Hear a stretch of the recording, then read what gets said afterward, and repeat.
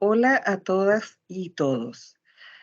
Soy la doctora Loreto Podestá de la Universidad Austral de Chile y junto con la doctora Marta Sánchez de la Universidad Libre de Barranquilla tenemos hoy día la tarea de presentarles un interesante tema que ha revolucionado la docencia en estos tiempos de COVID. Eh, Aprovecho la oportunidad de agradecer esta invitación tanto para la doctora como para mí, ya que es un honor realmente para nosotros el estar en tan importante congreso de la Sociedad de Pediatría de Argentina y también de agradecer a la doctora Mónica Borile, quien nos desafió a presentar nuestra experiencia. Muchas gracias por su atención.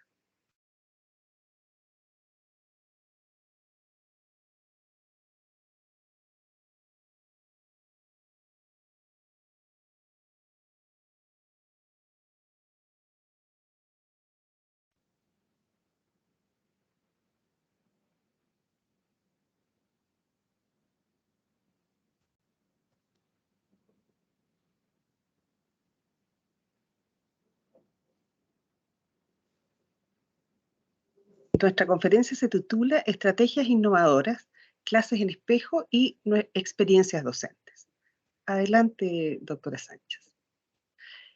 Esta cifra a mí me impresionó mucho porque me costaba leerla, ¿no es cierto? Dice 1.800 millones o 1,8 billones en la literatura anglosajona. ¿Qué es ese número? Era lo que se hizo notar en el año 2019. Es la cantidad de adolescentes que hay en este momento en el mundo. Somos aproximadamente 7.900 millones de habitantes y un 30% aproximadamente son jóvenes y adolescentes. La siguiente.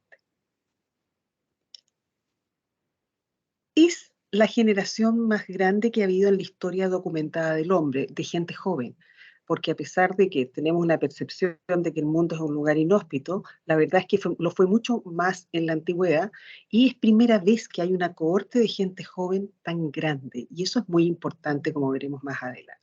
¿Qué enfrentan los adolescentes en el mundo ahora? Enfrentan conflictos armados, como los que solíamos ver en África y que ahora se trasladaron a Europa. Esa niña del centro es una refugiada de Ucrania protegiendo a sus mascotas. Nosotros, muchas pocas personas pensaron que íbamos a volver a tener guerra en Europa, ¿no es cierto?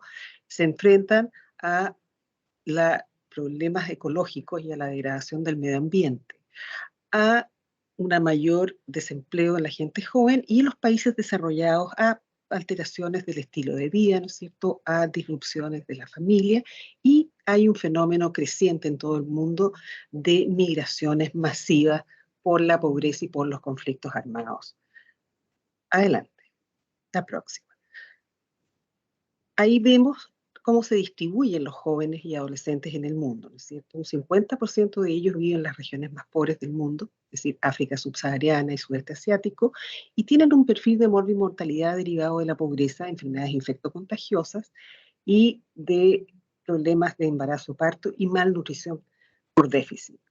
El resto de los adolescentes, ¿no es cierto?, aproximadamente 600 millones, viven en los países occidentales o desarrollados y ellos se enfrentan a un perfil de enfermedades más bien de enfermedades crónicas, enfermedades de salud mental, consumo de sustancias. Y un pequeño porcentaje en regiones de más violencia, como es Centroamérica y algunas regiones del norte de Europa, ¿no es cierto?, donde el perfil de mortalidad más bien tiene que ver con las lesiones, los accidentes y la violencia. La siguiente. Pero, ¿qué nos dice el profesor Patton, que ha investigado muchísimo esta situación? Nos dice, no lo veamos mal, todo lo contrario, es primera vez que tenemos tanta gente joven en el mundo. El profesor Patton es un médico adolescentólogo que trabaja en la Universidad de Melbourne y que colabora activamente con la Comisión Lancet para el Salud y Bienestar de la Adolescencia. Dice, necesitamos, ya que es primera vez que tenemos tanta gente joven y gente sana, relativamente sana, ¿no es cierto?, tener un compromiso real, urgente y global con las adolescencias del mundo. Debemos ampliar nuestra mirada y actuar colaborativamente en todos los sistemas que tenemos en nuestra sociedad, ¿no es cierto?, para mantener a esta cohorte de gente joven lo más sana posible. Salud, educación, en las comunidades y en los medios de comunicación. Porque con tanta gente joven es realmente la generación que podría cambiar el futuro del mundo. La inversión en la adolescencia y en la gente joven tiene un retorno triple. ¿Por qué un retorno triple? Porque primero, esa persona, ese joven, tiene una buena calidad de vida, se desarrolla, expresa al máximo su potencial de desarrollo. Segundo, es la próxima generación que entra a la fuerza de trabajo. Si tenemos una fuerza de trabajo importante, hay progreso y más prosperidad en los países. Y además es la próxima generación que va a ser padres, por lo tanto, ellos van a educar a las próximas generaciones también en una forma adecuada. Ese era el mensaje del profesor Patton. Tenemos mucha gente joven, gente bastante sana. Por favor, invirtamos en ellos porque ellos son los que realmente pueden cambiar el mundo, si están bien, si les damos posibilidades. Sigamos, doctora. Pero a las noxas que les mostré recién, ¿no es cierto?, nos llega un visitante que nos tomó por sorpresa realmente, ¿no es cierto? Así que en 2019, a fines del 2019, llega esta pandemia por el COVID-19. ¿Qué ocurre con ella y la gente joven? Adelante, doctor. Sabemos que esta ha sido la peor pandemia del siglo XXI, en una época en que ya pensábamos que estaban relativamente controladas, ha producido una crisis humanitaria global en un mundo globalizado, ¿no es cierto? Todos los países han sido afectados, los países subdesarrollados y también todo el mundo desarrollado. Primera vez que vemos detenerse el mundo, detenerse los aeropuertos, detenerse los colegios, detenerse realmente, pararse y enclaustrarse. En este momento, a mayo del 2022, ya hay 6 millones de muertes por COVID-19 y una serie de problemas derivados de la pandemia. Sigamos. ¿Cómo afecta esto a la gente joven? En un principio no nos preocupamos tanto en general porque los grupos más afectados, los grupos sensibles a la enfermedad, eran los ancianos, las personas inmunosuprimidas, y pensábamos que esto a los jóvenes realmente no los enfermaba y no los iba a afectar. Fue una visión errónea porque hemos visto que uno de los impactos más grandes va a ser en estas generaciones. ¿Por qué? Porque se produce el cierre de guarderías y colegios, que son lugares de protección. Hay pérdida de oportunidad de educación universitaria. Muchos jóvenes no lograron ingresar a la universidad y otros tuvieron que abandonarla y no van a volver probablemente, lo cual va a hacer que después tengan menos oportunidades laborales. Se han perdido servicios de salud y sociales importantísimos para niños y adolescentes y niños y adolescentes pobres, ¿no es cierto? Los más vulnerables van a ser los más afectados. Esto es algo extra que no teníamos antes. Ahí tenemos las aulas universitarias vacías. Sigamos. Hay en este diagrama de la UNICEF, ¿no es cierto? Se ve que teníamos ya daños preexistentes, ¿no es cierto?, en nuestros jóvenes y niños, como el abandono escolar, niños que trabajaban, pobreza y trabajo informal, infecciones, embarazo, etcétera. Vamos a ver que la pandemia por COVID tiene impactos inmediatos, como, ¿puedes darme la siguiente, por favor, doctora? La disrupción educativa, que es una de las, además de la enfermedad, ¿no es cierto?, está la disrupción educativa, que es muy delicada. Eso produce aislamiento social, soledad, muchos niños han perdido vivienda. En el nivel inmediato, ¿no es cierto?, va a haber mayor pobreza y condiciones sociales más deterioradas, derivadas muchas de los problemas anteriores y de esta disrupción educativa. Jóvenes pobres y con menos educación va a debilitar la fuerza de trabajo, probablemente la paternidad de la próxima generación, y sabemos todos que la educación está ligada a la calidad de la salud en el largo plazo. Por lo tanto, tenemos y esperamos efectos en el mediano y largo plazo importantes también. Sigamos, doctora. En Chile se hizo una sistematización de un conversatorio con adolescentes y jóvenes a mediados de la pandemia, ¿no es cierto?, en cómo ellos sentían que les había afectado esta situación. Y ellos, una de las cosas que resaltaron fue esta, el cierre de escuelas o establecimientos de educación superior, frente a lo cual ellos se sentían afectados y tenían menos oportunidades para recibir educación formal o informal, sobre todo los estudiantes más pobres que tenían menos acceso a los servicios virtuales, por ejemplo. Y también se describe aumento del trabajo infantil, deserción escolar, aumento de los índices en el hogar, todo eso lo conocemos, estrés, ansiedad, problemas de salud mental y interrupción en nuestro país también de los programas de protección como los programas de alimentación escolar y universitaria en todos los establecimientos educacionales. Sigamos.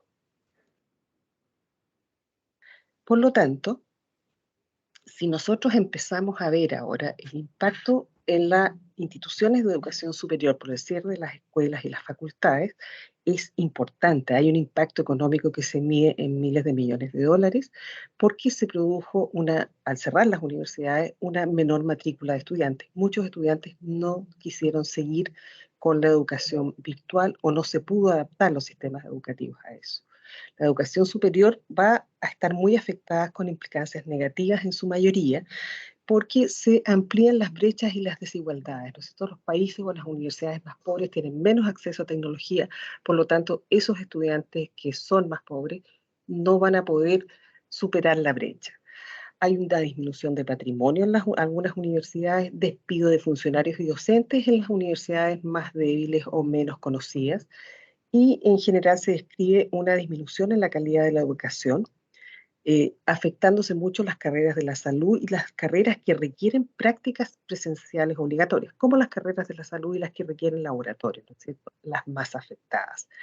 Ahí está el informe del Lancet también sobre las consecuencias para la educación superior. Por otra parte, se describe que un 40% de los estudiantes de educación superior además perciben su futuro con incertidumbre y un 15% de ellos con miedo. Es así como de nuestros estudiantes de educación superior, el 73% siente que fue afectado por el cierre de sus centros educacionales y por el cambio a esta educación a distancia. Sigamos. Pero estos fueron los hallazgos de inicios y mediados de pandemia. ¿Qué está pasando en este momento? La eh, iniciativa Impacto Académica de las Naciones Unidas, ¿no es cierto?, en la UNAID, que ahí tenemos a su secretario general, don Antonio Gutiérrez, dice, es cierto, sí, esta entidad se dedica al trabajo coordinado entre Naciones Unidas y las principales universidades del mundo para lograr los objetivos del desarrollo sustentable en los próximos decenios. Y ellos han hecho importantes estudios al respecto del impacto de la pandemia y han tratado de ayudar a los estudiantes que están en esta situación. Ellos dicen, sí, hay un impacto inicial bastante negativo en la educación y empleo de jóvenes. De hecho, se dice que aproximadamente el 23% de los jóvenes que estaban empleados al inicio de la pandemia perdieron sus trabajos. Pero, dice, las universidades han respondido y han estado en la línea de frente del combate al COVID, aportando investigación y voluntariados en muchos países. Los jóvenes universitarios y los funcionarios de las universidades han ayudado en todo aspecto en el control de la pandemia. Y se ha notado en el último tiempo que un 44% de los jóvenes que estuvieron en confinamiento a nivel mundial han buscado nuevos cursos de formación. ¿Y dónde los han buscado? Los han buscado en línea, ¿no es cierto? Empieza a aparecer tímidamente al principio la evidencia de las ventajas de la virtualidad y de la flexibilidad de la enseñanza online, que tiene ventajas, no supera a la presencialidad, por supuesto que tiene otros factores sociales y de desarrollo muy importantes, pero ofrece la oportunidad de continuar la educación a los jóvenes y sobre todo a los jóvenes de los países más afectados. Las instituciones de educación superior no volverán a operar de la misma forma que previo a la pandemia, indiscutiblemente, y se integra la virtualidad y las tecnologías de la información y la comunicación con un tremendo impulso que probablemente si no hubiese habido esta terrible pandemia habría sido mucho más lento. Y ahí vemos cómo muchos jóvenes se han reinventado y han buscado estudiar más porque la verdad que habiendo una crisis económica que es la que viene posteriormente, las personas con mejor educación y mejor formación van a tener mejores posibilidades de empleo. Lo que también se ha demostrado, ¿no es cierto?, es que el rendimiento académico en tiempos de pandemia depende mucho de las herramientas digitales que tengan los estudiantes. Y aquí hay fortalezas y brechas también con las instituciones de los países más pobres y con menos eh, medios económicos. Sigamos, doctora. Por lo tanto, debemos seguir atentos a los problemas que habían antes de la pandemia con nuestros jóvenes y a los que vienen ahora. Hay un gran impacto de esta sindemia, ¿no es cierto? No es solo una pandemia, una enfermedad provocada por un virus, es una sindemia porque tenemos afectación de grupos vulnerables y si no nos preocupamos de la educación, de la vivienda, no vamos a lograr controlarla. Tenemos que tener un enfoque que es mucho más multidisciplinario y grande. Va a haber cambios en el perfil de mortalidad futuro en nuestros jóvenes con problemas de patologías de salud mental y suicidios, que es lo que estamos viendo quienes trabajamos con adolescentes. Violencia escolar, depresión, trastornos del ánimo, trastornos de conducta alimentaria. Y por supuesto siempre los jóvenes más pobres y vulnerables y de las minorías van a ser los más afectados. Y esto tiene grandes implicancias en sus expectativas educacionales y de segundo, ¿no es cierto?, las laborales, que dependen de la educación. Por lo tanto, no podemos descuidarnos, es fundamental que sigamos planificando intervenciones oportunas, preventivas, multidisciplinarias, globalizadas, dirigidas a las reales necesidades de los jóvenes. Sigamos, doctora.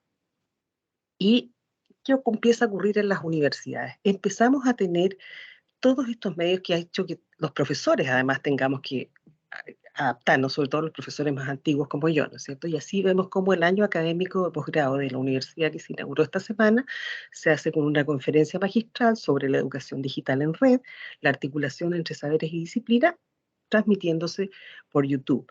Y es tan importante lo que está pasando que se dedicó nada menos que la inauguración del año académico de posgrado a esta importante área. Sigamos, doctora. Hemos sido bombardeados, ¿no es cierto?, por una serie de webinars y compartimiento. Se ha compartido muy generosamente la información científica de la pandemia. Las revistas han abierto sus bibliotecas y hemos tenido acceso a todo tipo de educación, cursos y talleres. A veces mucho, ¿no es cierto? Nos cuesta a veces seleccionar la gran oferta de educación que tenemos en línea. Sigamos, doctora, estos son los webinars de la Sociedad Chilena de Pediatría. A los profesores en mi universidad nos están tratando de capacitar, ¿no es cierto?, en todas las nuevas herramientas virtuales para hacer más interesantes y más entretenidas nuestras clases. Y hablamos de los talleres de Bootclub, el uso del Mentimeter, etcétera, que los profesores jóvenes y los alumnos lo hacen regio, el resto sufrimos un poco. Gracias a Dios tenemos la ayuda de ellos. Sigamos, doctora. Este es un interesante boletín de e-learning para profesores en tiempos de COVID que nos proporciona una serie de libros y recursos pedagógicos para que los profesores podamos comunicarnos mejor y usar mejor estas herramientas. Y también aparecen esta otra herramienta, ¿no es cierto?, que es el motivo por el cual estamos presentando, que son las famosas clases en espejo, que se empiezan a implementar en muchas universidades y que ya les vamos a explicar de qué se trata. Esta es una clase en espejo entre una universidad chilena, la mía, ¿no es cierto?, y una universidad de Colombia, la Corporación Universitaria del Huila, ¿no es cierto?, entre estudiantes de Ingeniería Civil e Industrial de ambas instituciones. Sigamos. Esto en el marco de la COAGIC, la Confederación de Adolescencia y Juventud de Iberoamérica, Italia y Caribe, del cual formamos parte muchas de estas universidades latinoamericanas. Esta confederación es una organización sin fines de lucro cuyo objetivo es favorecer el desarrollo adolescente y coordinando actividades de tanto de sociedades científicas como de universidades, como agrupaciones de la vida eh, civil y agrupaciones de jóvenes. Adelante, doctora. Ahí está, la COAGIC tiene una comisión científica del cual formamos parte 17 universidades latinoamericanas. Ustedes ven ahí universidades de 7 países, de Argentina, de Chile, de Colombia, varias, de Ecuador, Perú, de Portugal, de México. Y si ustedes se fijan, la mayoría son universidades regionales, lo cual es un privilegio porque nos permite intercambiar y conocer lo que hacemos en regiones muy apartadas de nuestra América Latina, intercambiar conocimientos. Sigamos, doctora.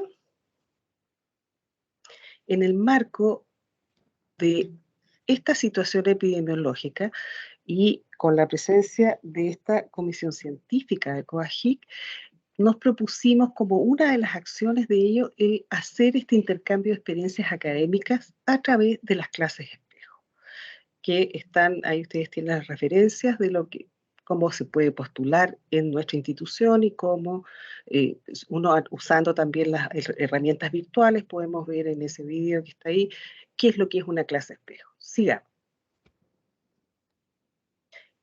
¿Qué es lo que es? Es nada más que un recurso académico que usa una plataforma virtual digital compartida entre profesores y estudiantes de dos o más universidades que pueden ser nacionales o extranjeras para realizar, ¿no es cierto?, una sesión de clases o un curso eh, de una temática de carreras afines o de la misma carrera o de carreras afines, ¿no es cierto?, que se ofrezcan en cada una de estas instituciones. Sigamos.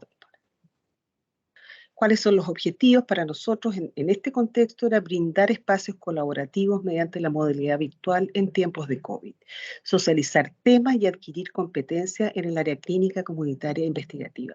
En la adolescencia se requiere mucha formación en América Latina. Es un área que está recién desarrollándose y no podíamos parar por la pandemia porque además estamos viendo que los adolescentes sí van a ser afectados, a lo mejor no tanto por la enfermedad, pero por sus consecuencias sociales y económicas.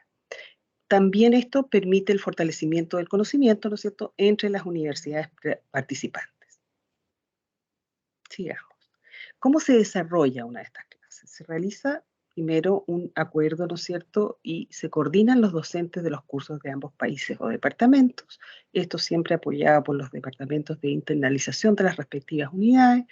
Se contacta a un par de la asignatura o curso o un colega de los campus, ¿no es cierto?, de la universidad, o algún miembro de una sociedad científica, se definen las temáticas comunes a trabajar en ambos sentidos y colaborativamente, ya que podría ser una asignatura, una actividad académica o también actividades culturales.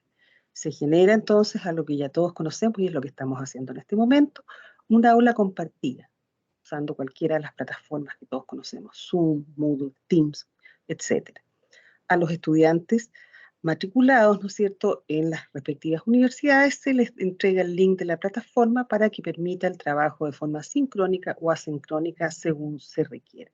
Y se organizan los equipos nacionales e internacionales para las consultas, se entrega la bibliografía, etcétera, y se prepara la sesión. Nosotros hemos participado y es realmente interesante conocer las realidades y los temas desde otras visiones. Adelante, doctor. Ahí tenemos algunas fotografías de estas herramientas que hemos usado y la cara de los estudiantes que siempre están contentos, ¿no es cierto? Esa es una foto de mi ciudad en el sur de Chile. Adelante, esa fue una clase espeja con 3 universidades participantes, o sea, pueden ser 2 o más instituciones. Sigamos, doctora. ¿Cuál es la importancia, qué es lo relevante de esto? Que esto realmente permite el fortalecimiento de la docencia entre países en una forma mucho más expedita que antes, ¿no es cierto? Se crean redes académicas, nosotros ya estamos conversando, ya estamos organizándonos y tenemos mucho en común, mucho más en común a lo mejor que con el hemisferio norte y es importante que conozcamos nuestras experiencias. Se motiva la movilidad de profesores y estudiantes a nivel internacional. En este momento estamos a lo mejor todavía algo confinados, pero ya nos conocemos a través de la plataforma, sabemos lo que hacemos y después vienen las invitaciones para la movilidad tanto de profesores como de estudiantes. Hay posibilidades de revisar bibliografía, de conocer otras estrategias didácticas que se comparten. Y también viene algo muy importante como el empezar a fomentar proyectos de investigación y estudios multicéntricos que probablemente antes eran más difíciles de coordinar. Se pueden intercambiar programas, se pueden fortalecer los contenidos programáticos, los planes de estudio con los conocimientos de otras entidades o disciplinas. Y conocemos también algo muy importante, otras culturas. Y también se puede promover el bilingüismo porque también hay clases espejo entre universidades con distintos idiomas y eso también es algo importante en un mundo globalizado. Sigamos, doctor. Por lo tanto, Marta y yo nos conocimos en una clase espejo, ¿no es cierto? Es muy importante adaptarnos a los tiempos, sobre todo para los que ya no manejábamos tanto estas herramientas. Y nosotros no somos capaces de cambiar por completo la situación de la pandemia, ¿no es cierto? Pero podemos cambiar y adaptarnos. Me parece que esta frase de Viktor Frankl es muy importante y si nosotros ayudamos a nuestros jóvenes a mejorar sus habilidades, a aprender más y a no perder tanto por esta circunstancia externa, el futuro delante de ellos realmente es mucho más auspicioso. Ahora dejo con ustedes, tengo el honor de dejar a la doctora Marta Sánchez, quien tiene experiencia, ha sido una de las personas más activas en este tema y nos va a mostrar cómo se realizan y cómo ha sido la experiencia para ella de esta interesante herramienta docente. Adelante, doctora Sánchez. Muchísimas gracias, doctora Podés. Bueno, dando continuidad a la presentación en el día de hoy, quiero compartir con ustedes efectivamente esas experiencias que han sido innovadoras para nosotros, los profesores, pero también para nuestros estudiantes, para nuestros adolescentes y por supuesto para todos el gremio de la academia y de la investigación. Este fue quizás uno de los primeros ejercicios que desarrollamos, liderado por la Universidad Libre de Barranquilla, en donde tuvimos la participación de 2 universidades en Colombia, como la Universidad de El Magdalena y conjuntamente con la Universidad de Chubut de Argentina y la Universidad de Austral en Chile, pudimos conjugar nuestras experiencias y tener en una misma aula de clase estudiantes con programas académicos afines y con temas de interés común como lo es la ruta de atención en adolescentes. Pero quizás lo que más nos llamó la atención de este primer ejercicio fue el darnos cuenta de esas necesidades de nuestros adolescentes y que a pesar de ser de diferentes regiones y de diferentes países, tenían mucho más en común de lo que nosotros pudiéramos en este momento, hasta ese momento, imaginar. También aprendimos de ellos a través de estas clases espejo y pudimos escuchar sus opiniones, lo que nos ha permitido fortalecer el ejercicio de las clases espejo que empezamos a desarrollarlas desde el año 2020. Si bien es cierto que el Internet nos acompaña hace muchísimos años, solo esta pandemia nos retó a nosotros como profesores, como investigadores, como académicos, pero también a toda la comunidad en general, puesto que vimos que el mundo se detuvo, pero la educación no podía parar. Y fue así como las universidades nos pusimos a la tarea de aprender, de entrenarnos y de fortalecer nuestras competencias. Nos volvimos presentadores, nos volvimos youtubers, nos volvimos influencer y nos volvimos expertos y dando lo mejor de nosotros en esta clase de herramientas y esta clase de metodología que nos impulsaban a dar lo mejor de nosotros, pero sobre todo a responder a esa necesidad de nuestros adolescentes y nuestros jóvenes, puesto que pensamos que en un inicio el principal grupo vulnerable eran nuestros adultos mayores, pero la pandemia nos fue enseñando y nos fue demostrando que nuestros jóvenes, nuestros chicos también estaban sufriendo y que también requerían de una atención. Anteriormente, antes de pandemia, podíamos ver a nuestros adolescentes disfrutar del Internet y de las redes sociales, pero como, digamos, como un método de diversión y de compartir redes sociales. Pero a través de las clases espejos pudimos dar respuesta al sistema de educación y acompañarlos a ellos en el ejercicio o en el desempeño, en el desarrollo de su carrera profesional. Fue así como diferentes países nos unimos y a través de diferentes disciplinas pudimos unir esfuerzos y fortalecer ese desarrollo profesional de nuestros estudiantes. Aquí por lo menos vemos que no solamente la pandemia trajo consigo efectos negativos, sino que en medio de todo podemos rescatar que nos, digamos que nos avanzó muchos años más y nos puso de frente, de cara a un mundo virtual del cual casi poco o nada conocíamos, pero que nos permitió a través conectarnos con diferentes partes del mundo a una misma hora y en un mismo espacio, compartiendo temas similares. Aquí, por ejemplo, en esta lámina podemos ver, aquí una de las profesoras está en su lugar de trabajo, está en el hospital eh, eh, en plena pandemia por COVID, administrativos y todos también profesores trabajando desde casa. Entonces, es rico ver cómo este ejercicio ha sido para nosotros no solamente un ejercicio académico, sino también que ha fortalecido esta experiencia, el desarrollo de nuestros jóvenes, que es nuestro principal motor en el ejercicio docente. Se convirtió también la experiencia de la clase espejo en una suma de indicadores importantes para el crecimiento y el fortalecimiento de nuestras unidades académicas, como lo es, por ejemplo, la certificación de la participación y el liderazgo en estos diferentes ejercicios que fueron otorgados y que fortalecían también la movilidad, que en este momento la virtualidad y la el propio confinamiento nos permitía o era el alcance que teníamos. Empezamos también a contactar y a fortalecer el vínculo con nuestros egresados. Aquí tenemos a la doctora Diva, quien es egresada de la Universidad Libre de Barranquilla y quien en estos momentos estaba ubicada, radicada en Argentina, y también a través de las clases de espejo como invitada pudimos fortalecer el vínculo de la universidad con sus egresados. Anteriormente, por supuesto que también se hacía, pero no podemos negar que la pandemia nos llevó al manejo más frecuente y al empoderamiento de las TIC, lo que permitió este acercamiento mucho más con nuestros egresados. Las experiencias nos permitieron fortalecer estos ejercicios y fue así como nos fuimos atreviendo a tocar puertas y a visitar otros continentes, y es así cuando llega la experiencia con Suiza, con la Universidad de Berna, específicamente con el Instituto de Medicina Preventiva de la Universidad de Berna, liderada por médicos también y profesores que también sentían la misma necesidad que nosotros y la misma preocupación que nosotros.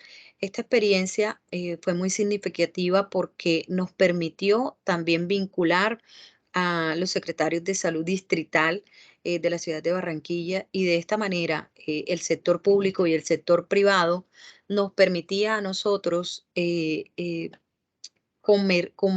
conversar en una misma mesa sobre esas necesidades territoriales, sobre esas necesidades, los efectos sociales que traía esta pandemia, los retos que nos imponía, y sobre todo de la mano de nuestros estudiantes, que van a ser los futuros profesionales que van a enfrentar y van a atender estos pacientes y estas familias que van a tener esas secuelas productos de lo que hemos vivido durante esta pandemia. Entonces, había que empoderarlos a ellos también, había que prepararlos a ellos y sobre todo había que comparar qué estaba sucediendo en el mundo.